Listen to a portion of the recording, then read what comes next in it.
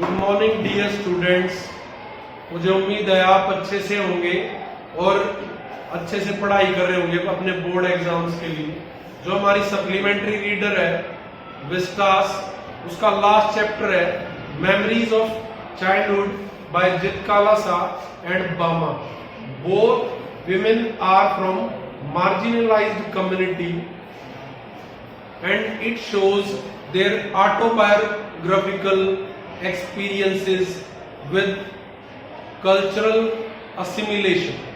तो जो ये चैप्टर है मेमोरीज ऑफ चाइल्डहुड, ये ऑटोबायोग्राफिकल कॉन्टेस्ट है, मतलब खुद की लिखी हुई आत्मकथा कह सकते हैं उसको, खुद की लिखी हुई अपने जीवन के बारे में, तो उसको आत्मकथा बोलते हैं। तो जित्काला शाह और बामा दोनों का अकाउंट है, जो दोनों लेडीज है, विमेन है, फ्रॉम मार्जिनलाइज्ड कम्युनिटी है। One is from native American and second one is Bama is from Tamil Dalit community. तो first account is of Zitkala Sa. The first part is named और title as the cutting of my long hair by Zitkala Sa, which is pen name of Gertrude Simmons Bonin, which is original name of the author। Author जो है हमारी जित्काला शाह, उनका original नाम गर्टर्ड Simmons Bonin है और उनका pen name जित्काला Shah है। जिस नाम से वो लिखती हैं, जिस नाम से रीडर्स उनको जानते हैं, वो पेन नेम बोला जाता है, वो जित्काला शाह है। उनका असल नाम गर्टर्ड सिमन्स बोनिन। तो वो अपने बचपन के बारे में लिखती हैं, जो उनका एक बिटर एक्सपीरियंस है। कार्लाइल इंडियन स्कूल जो मिशनरी स्कूल था, वहां पे उनका फर्स्ट डे कैसा था, कैसा एक्सपीरियंस था, कितना बिटर था, कितना मतलब ट्रॉमेटिक एक्सपीरियंस था, कितना एंग्विश, पेनफुल, तो वो सब उन्होंने लिखा है, शेयर किया है। तो the first day in the land of apples was a bitter cold one, कि जो लैंड ऑफ एप्पल्स मतलब वो जगह मतलब मशहूर है एप्पल्स के लिए। तो लैंड ऑफ एप्पल्स में जो जित्काला शाह का पहला दिन था, बिल्कुल खराब या ठंडा, बिल्कुल ऐसा जिसको वो याद करना नहीं चाहेंगी। A large bell rang for breakfast। तो जो वॉइस थी वो इतनी हार्श थी, लार्ज मेटलिक साउंड, कि उसको सुन के उनके अंदर एक थोड़ा सा फियरफुलनेस क्रिएट होती है। और सारी गर्ल्स जो स्टिफ शूज और क्लोजली क्लिंगिंग ड्रेस में एक लाइन बनाकर डाइनिंग रूम की तरफ जा रही थी। तो एक pale face woman with white hair was watching all the girls who were marching into dining room। सभी लड़कियां जो लाइन बनाकर डाइनिंग रूम में जा रही थी, एक pale face woman with white hair, सफेद बालों वाली, पीले से चेहरे वाली औरत उनको ऑब्जर्व कर रही थी, देख रही थी। Indian girls in stiff shoes and close fitting dresses. The girls were not even aware how immodestly they were dressed। कि लड़कियों को इसका एहसास भी नहीं था कि कितने इमोडेस्टली वो ड्रेस थी, बिल्कुल क्लोज फिटिंग कपड़े पहने हुए थे, कि मतलब थोड़ा सा शेमफुल सा लगता था। एक गेट से लड़कियां एंटर कर रही थी। Boys entered from the opposite door. A small bell rang। I drew the chair out from the dining table and I set on the chair. जैसे ही एक छोटी सी बेल बजी, तो जो राइटर है उसने डाइनिंग टेबल के नीचे से चेयर निकाली और उस पर बैठ गई।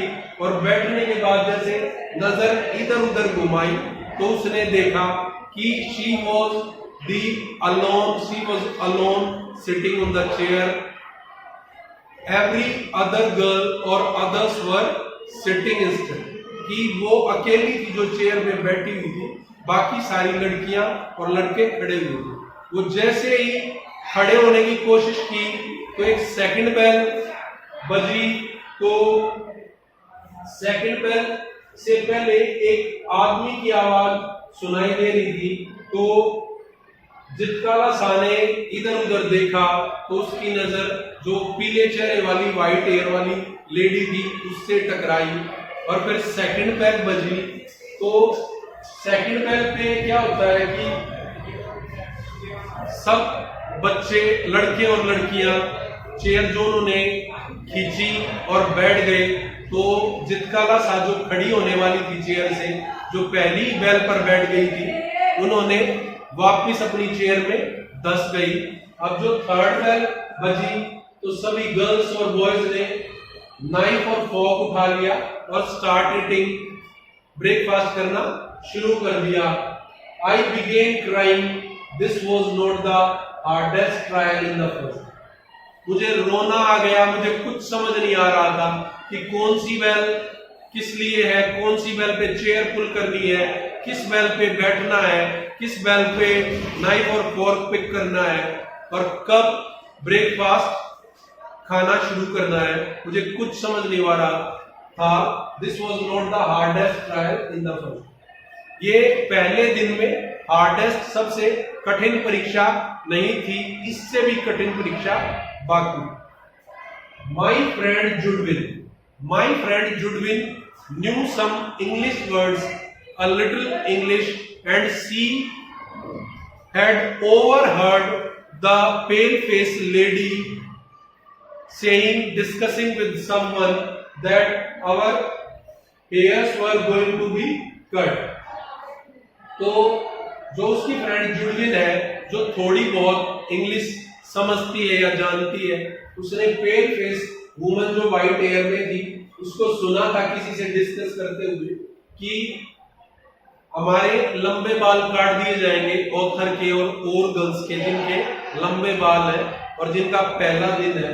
तो जुडविन ने वार्निंग दे दी हमें कि our long hairs will be cut short.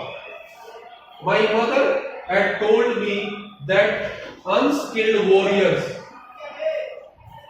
have short hairs or their hairs singled out and mourners and cowards have short hair.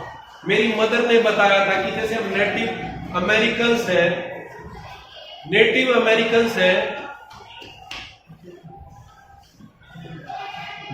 Americans हैं तो हमारे यहाँ बड़े और लंबे बाल रखने की परंपरा है और ये अच्छे माने जाते हैं। जो छोटे और सिंगल हेयर है, सिंगल हेयर मतलब unevenly chopped and cut hairs which are short.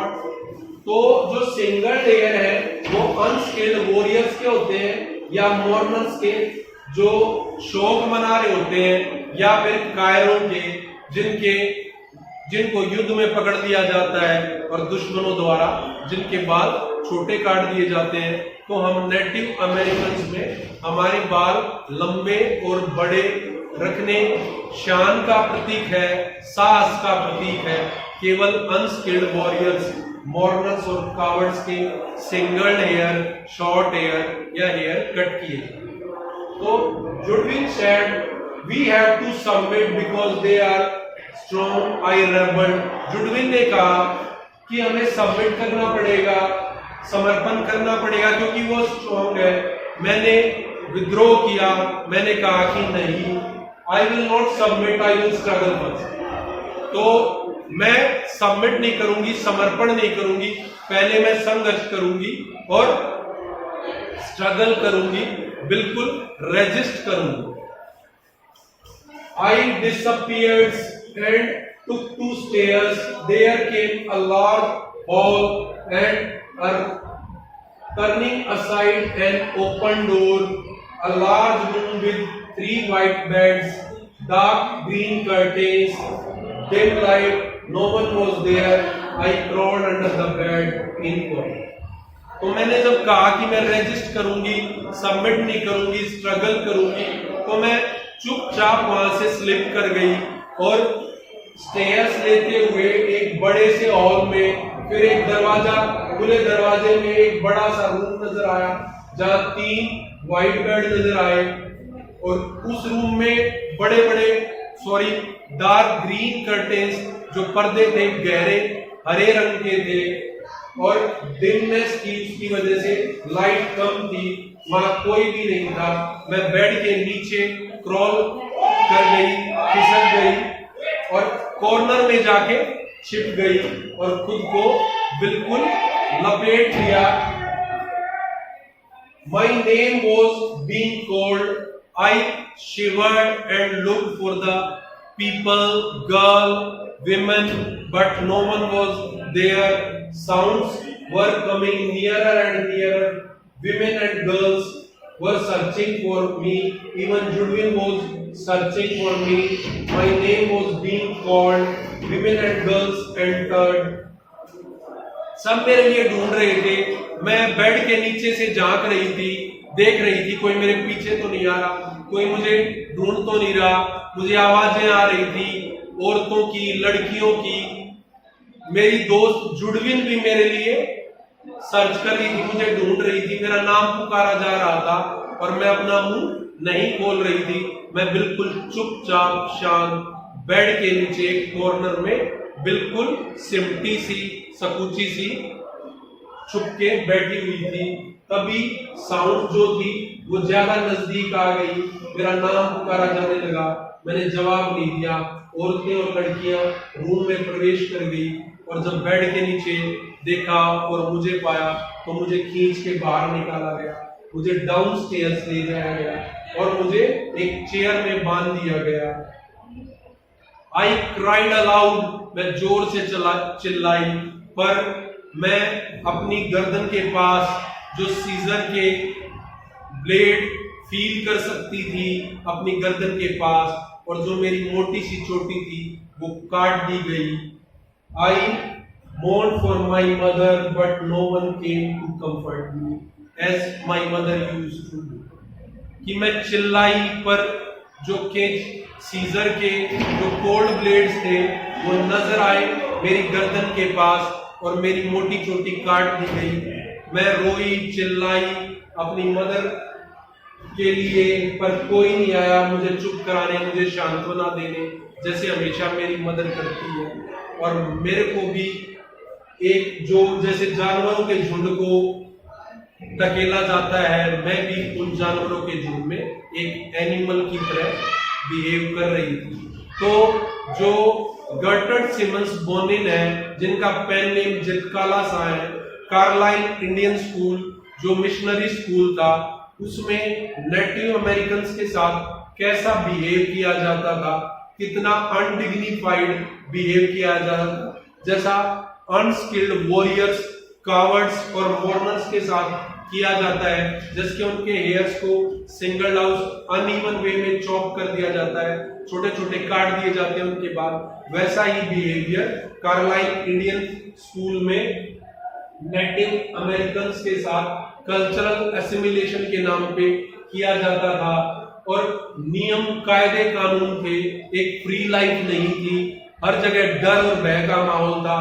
पहली बेल चेयर खींचने के लिए, दूसरी बेल पे चेयर में बैठना, थर्ड बेल पे फोर्क और नाइफ उठाना और ब्रेकफास्ट स्टार्ट करना।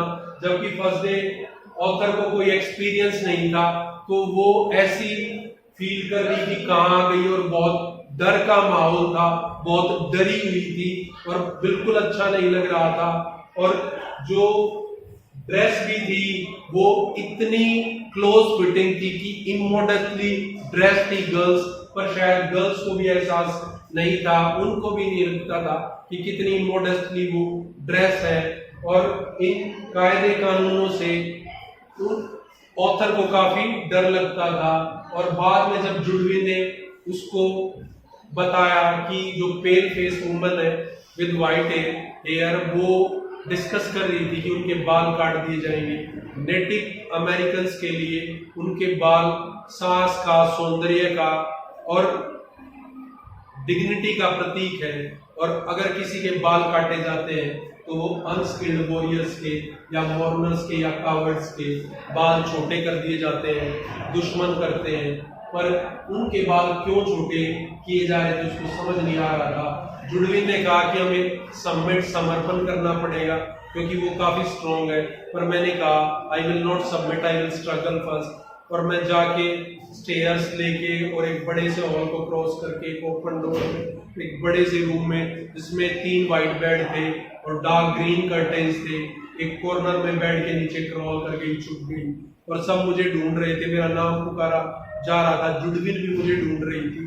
और फाइनली जो साउंड्स थी वो नजदीक आती जा रही थी और विमेन और गर्ल्स रूम में एंटर कर गए और मुझे चारों तरफ ढूंढा और फाइनली बेड्स के नीचे से मुझे ट्रेस करके ड्रैग कर लिया और मुझे डाउन स्टेयर ले जाया गया और मुझे एक चेयर में बांध दिया गया और मेरे बाल काट दिए गए, जो मोटी चोटी थी वो काट दी गई और मैं बहुत जोर से चिल्लाई, रोई, पर कोई भी यूज नहीं था। मैं अपनी मदर के लिए सिसक रही थी, रो रही थी, पर कोई भी मुझे सांत्वना देने, चुप कराने नहीं आया, जैसे मेरी मदर करती है, जैसे मेरी मदर मुझे कंफर्ट करती है, सांत्वना देती है, चुप कराती है, ऐसे कोई भी मुझे शांत कराने नहीं आया। और मैं भी जानवरों के झुंड में शामिल हो गई और जैसे जानवरों के झुंड को ड्रैग किया जाता है वैसे मैं भी उनकी तरह ड्रैग हो गई। तो थैंक यू प्यारे बच्चों, मुझे उम्मीद है कि ये first part memories of childhood by Zitkala Sa and Bama का first part cutting of my long hair आपको अच्छे से समझ में आ गया होगा। नेक्स्ट वीडियो में हम second part we too are human beings share करेंगे आपके साथ, ताकि आपको पूरा चैप्टर अच्छे से क्लियर हो जाए। Thank you, this is all for the day, have a nice day.